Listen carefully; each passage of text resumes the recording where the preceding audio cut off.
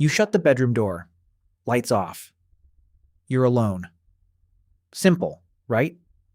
Not historically. For most of human history, that exact moment barely existed. No door, no lock, no room to hide in. Just you, your entire family, and roughly 20 other people, all within snoring distance. No group chat to mute, no headphones to put in.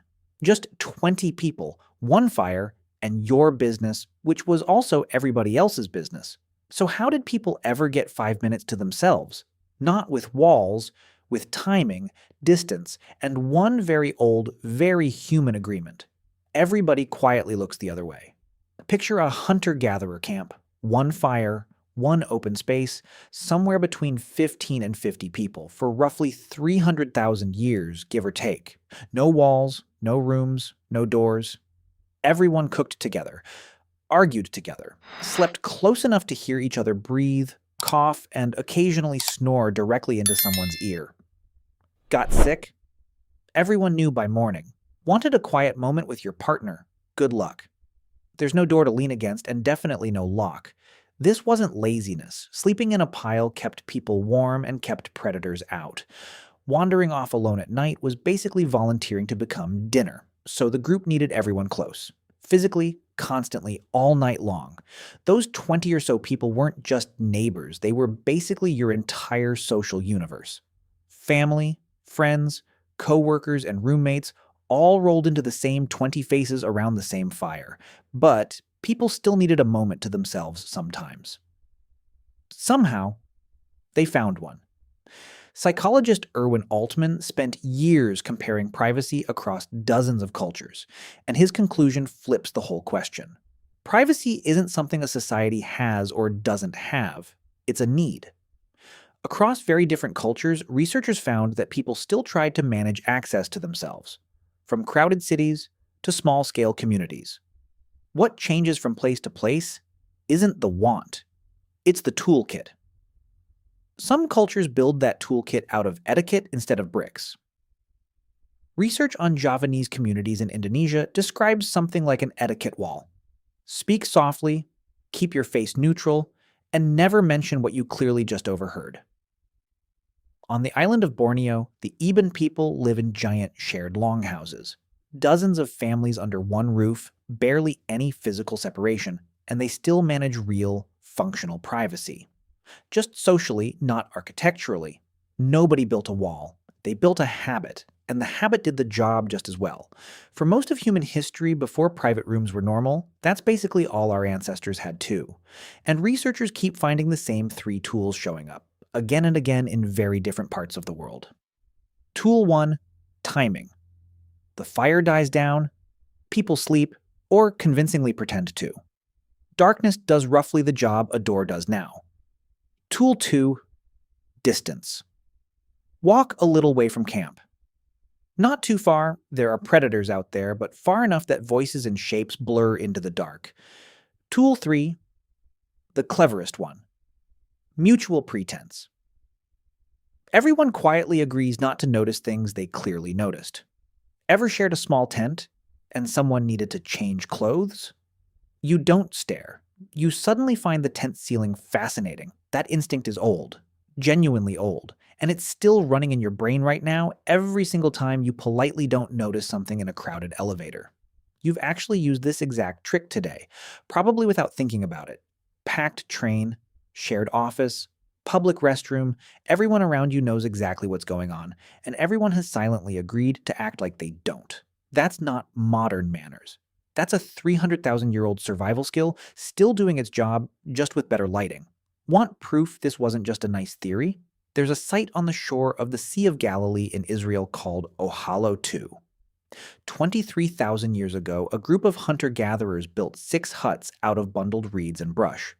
Then the whole settlement got buried under lake sediment, which turned out to be exactly why it survived so well. No wind, no rot, no thousands of years of erosion, just a very well-preserved snapshot of a very cramped Tuesday night. Archaeologists dug it up and found the huts still there. Each one barely fit a single family, lying down, touching. No version of this arrangement had any personal space in it.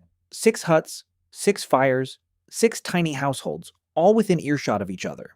They even found a patch on one hut floor worn smooth from grinding seeds over and over in the exact same spot, probably by the exact same person, for years. This wasn't a bad design, it was the standard floor plan of the era. For tens of thousands of years afterward, most human homes looked roughly like this: one room, one fire, and zero separation between the people inside it. No hallway to escape down, no spare room to sulk in. Just the one room for basically everyone. For basically ever. Fast forward to the 20th century. Anthropologist Thomas Gregor moved in with the Mehinaku people in the Xingu region of central Brazil and documented something almost unbelievable. Mehinaku houses have no internal walls. The entire village sits around one open plaza, almost always in view of somebody, and residents, according to Gregor's research, were skilled enough at recognizing each other's footprints that they could tell exactly who had walked where, even long after that person was out of sight. Try keeping a secret in a place like that. It's basically the opposite of a locked diary. It's a locked diary with the pages taped to the outside of the house. And yet, somehow, they managed. Not with walls. With strategy. A message passed through a trusted go-between instead of said out loud. A meeting timed for exactly when a certain relative was known to be busy elsewhere. Someone strolling past a hut just a little too casually, on their way to somewhere they weren't actually going. Nobody was probably fully fooled. Everyone in the village likely knew more than they let on, and probably gossiped about it later anyway. But the effort still counted, and it worked well enough to keep the village functioning. Take away every wall a person could hide behind, and people don't give up on privacy. They just get remarkably creative. Now let's go somewhere cold. Arctic cold. Traditional Inuit winter homes, the snow igloo among them, centered on one raised sleeping platform, covered in furs, shared by the whole family. 6, 8 people. Parents, kids, sometimes grandparents. One shared surface. 0 internal walls. 1 oil lamp for heat, light, and cooking, all at once, right there in the middle of everything. Even there, people still had to manage embarrassment, rest, and personal boundaries. And they did it the same way everyone else on this list did, through timing and a set of rules nobody ever said out loud. Privacy here didn't look like a door closing. It looked like the whole family quietly agreeing it was bedtime, a little earlier than usual, lamp turned low, nobody making eye contact. The Middle East, the Amazon, the Arctic, totally different climates, totally unrelated cultures, and yet the same exact trick keeps showing up. No wall available? Build an agreement instead. At this point, you might be thinking, fine, but surely somebody eventually built a bathroom with a door on it. Okay, the question everyone's been waiting for. What about the bathroom? For hunter-gatherers, it was fairly simple. Walk a short distance from camp, likely to roughly the same general spot each time, do what you need to do, and come back. Everyone saw you leave, nobody followed, nobody commented. Here's the surprising part. That lack of bathroom privacy didn't disappear once humans figured out serious engineering. Ancient Rome had sewers, aqueducts, genuinely impressive infrastructure, and still, essentially, 0 toilet privacy. Public latrines were long stone benches with rows of keyhole-shaped openings, 10, 20 seats, shoulder to shoulder, no partitions anywhere. Picture a bench full of people mid-conversation about the chariot races, completely unbothered by the row of holes underneath them. It was as much a social stop as an actual errand, somewhere between a bathroom and a bench outside a coffee shop. Some accounts describe them sharing a single cleaning tool passed down the row. A sponge on a stick. Not a toothpick. A sponge. On a stick. And yes, in some accounts, shared. Wealthy Romans had private toilets at home. For most of the population, though, using the bathroom was closer to a social outing than a private errand. Moral of the story, privacy wasn't a straight climb upward through history. Humans clearly had the engineering to build a wall around a toilet for centuries before deciding it was worth the effort. Rome could build an aqueduct that ran for miles, and somehow, a bathroom door was still a bridge too far.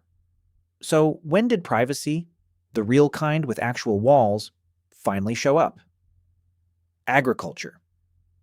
Starting roughly 10,000 years ago, Once people started farming, they had a reason to stop wandering and stay in one place. And staying in one place finally made permanent buildings worth the effort. Fields don't move, so eventually, neither did the people tending them. Permanent buildings meant something humans had rarely had before, a wall you could put between yourself and everyone else. Revolutionary by prehistoric standards.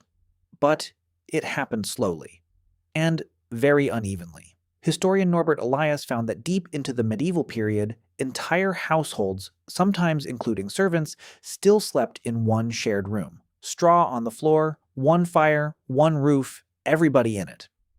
The only privacy device available was a curtain drawn around the bed. More of a suggestion than an actual barrier. You could hear everything through it.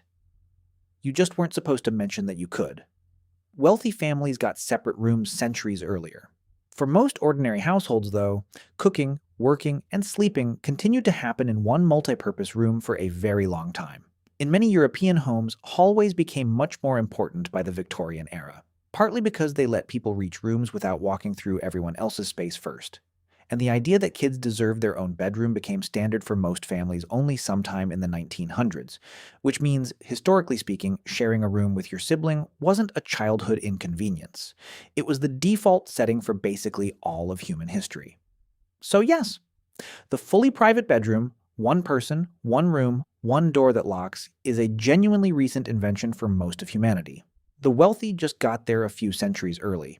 So here's the actual answer. Ancient humans got their privacy the same way you get privacy in a crowded elevator. Not through walls, but through a shared, unspoken agreement to look away.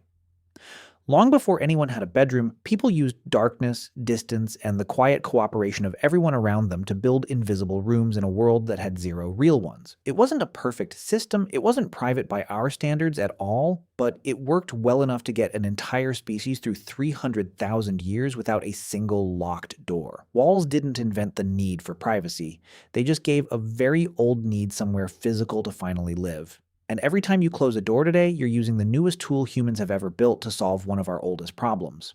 If you found this video interesting or useful, please give it a like, leave a comment, or share it with someone who might enjoy it. It only takes a second, but it gives us a huge motivation to keep making thoughtful and valuable videos for you. Every like, comment, share, and subscription means a lot to us. Thank you for watching, and we'll see you in the next video.